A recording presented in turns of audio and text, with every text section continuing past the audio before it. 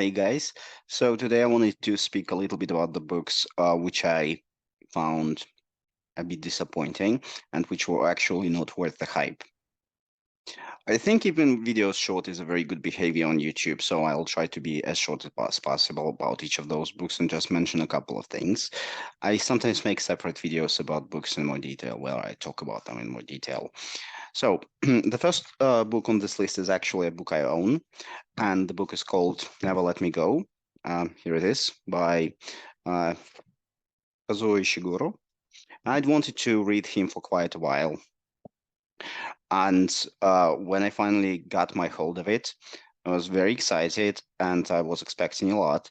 Probably I put up my hopes too much because I was very disappointed. The book is really about some post-apocalyptic worlds where people are cloned and then grown for organs donation. But he doesn't really speak a lot about this in the book, does he? He mainly focuses on some mundane things that the children, the clones, have in the boarding school. And in this case, I don't think it really differs from any other book about children at school, so nothing special. I then, after it, couldn't finish, just was too boring. Another book on my list is the famous Dark Tower series. And the first one of these books is The Gunslinger. The I thought that the pretext and the context of the story was a little bit far-fetched. I didn't really believe in this post-apocalyptic world where whatever it is, it's not really explained that well. I don't like this combination of Western and fantasy. I don't think it's really fitted the bill well. And I would say that the first book is actually not as well written as some of his further work. Stephen King's, I mean. I think it was one of his first books. To give an example, I mean, there are the main characters, a couple of them, and he shows the interaction between them as if based on some kind of mutual feeling of love or something like that, when you don't really feel how they could have developed any feeling at all because they just had known each other for a very short amount of time.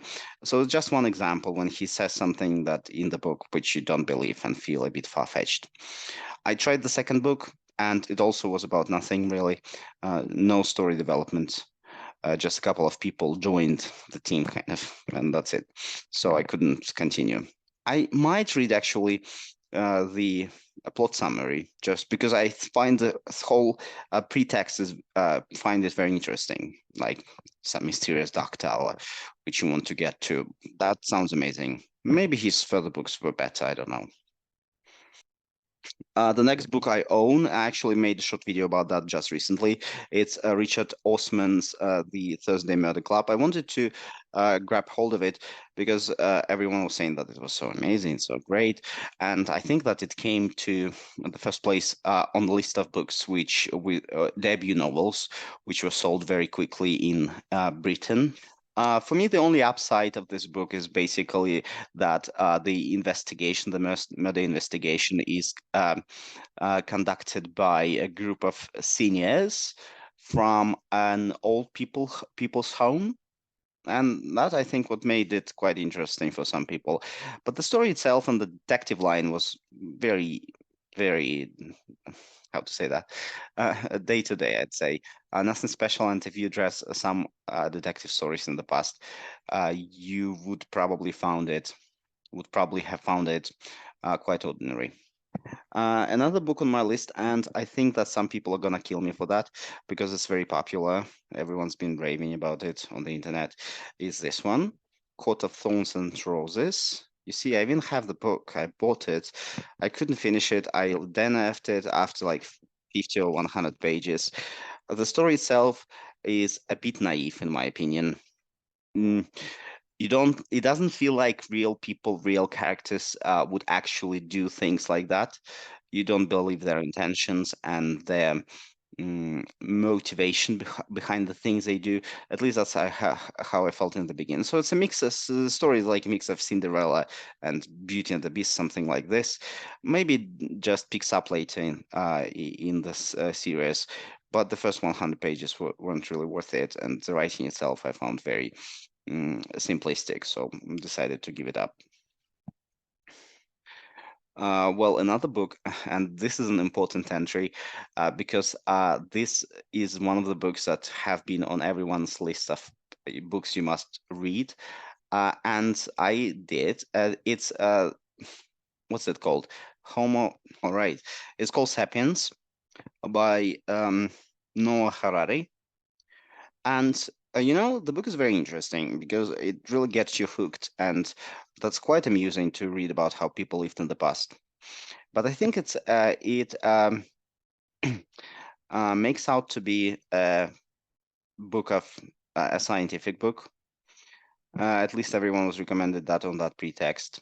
And for a scientific book, I think there are too few references, and quite often he says things like, "And from that we can make a conclusion," which when you don't feel like you can make that conclusion, and then he bases a lot of his further foundings and opinions on what he stated previously, but you feel like, no, you didn't prove it, just don't base it on some ungrounded opinions and just your points of view.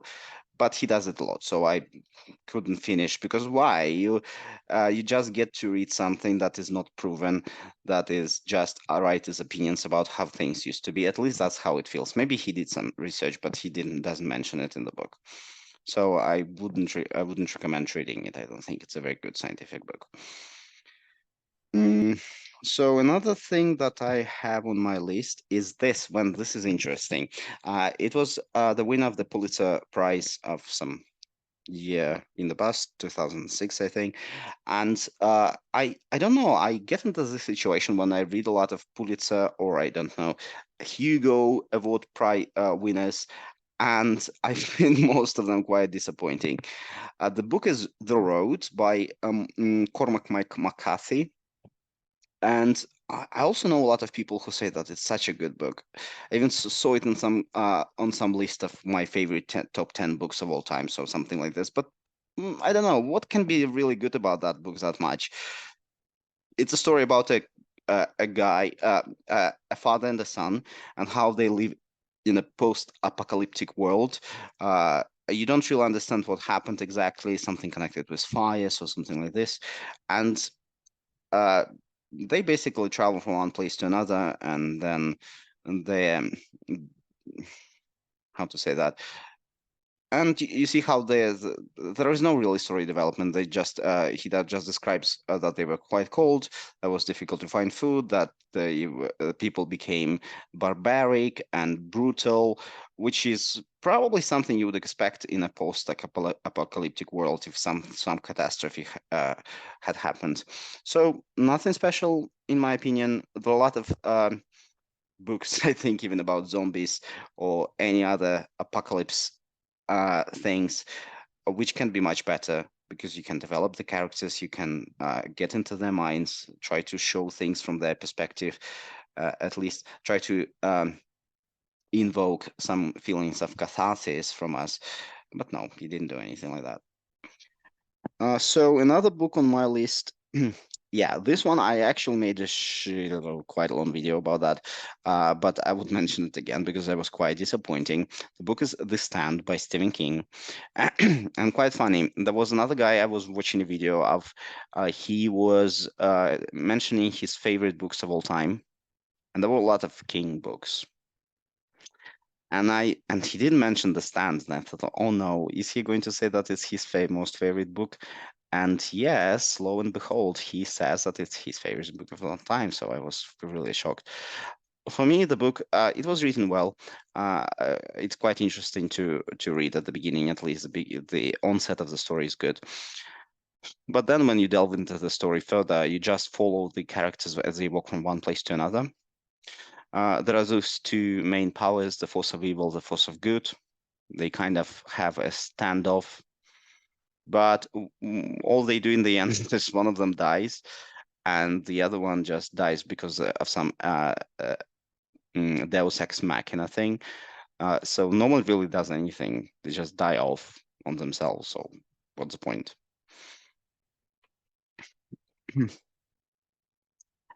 Yet another book which is very popular and on many lists of all best books of all time. And the book is The Corrections by Jonathan Franzen.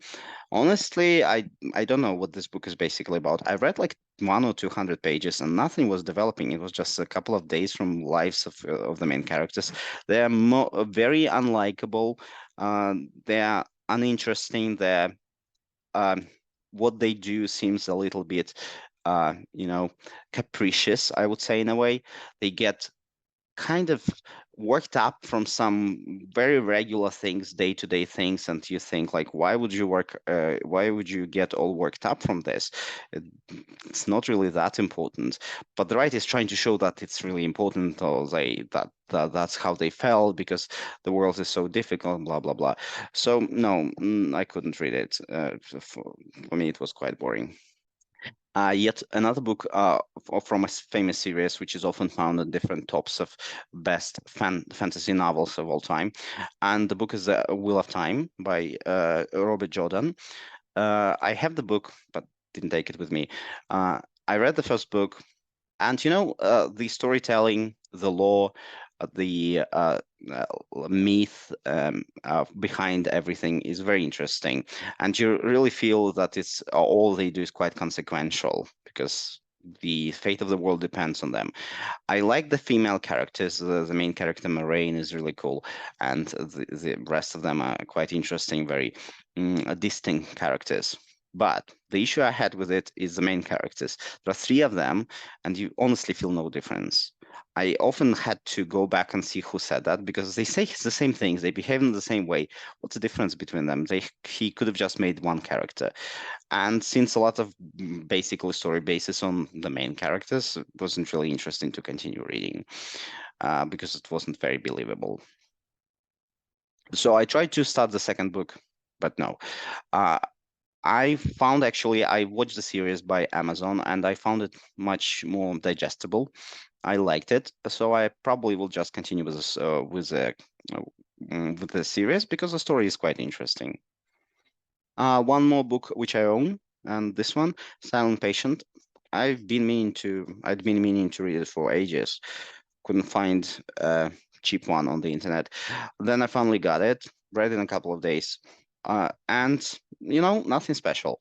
Uh, um, they kind of get your hopes up by saying that it has some amazing twist, but you really see it coming. I mean, honestly, in the book there is just a couple of characters he mentions, and of course you think that one of them should be the killer, and it's not. It's a no-brainer. You just come to realize in the middle of the book, well, how it's gonna happen. So no big twist at the end of the day. One more book which I wanted to mention is The Alchemist by Paulo Coelho.